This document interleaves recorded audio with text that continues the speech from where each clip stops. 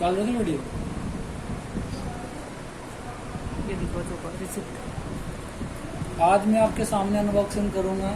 Paytm से मैंने मंगाया है आज एक बूफर मंगाया है वायरलेस। चलिए देखते हैं, शुरू करते हैं मेरे साथ, अपने साथ।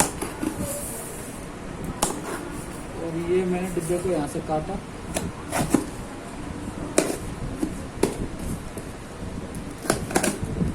यहाँ इस पे पेटीएम को बहुत ही तगड़ा डिब्बा लगा हुआ है। इसको खोलने की प्रयत्न जारी है।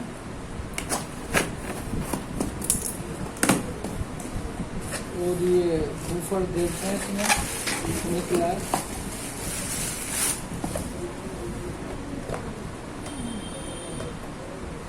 और ये सैनिटाइजर यूज कर।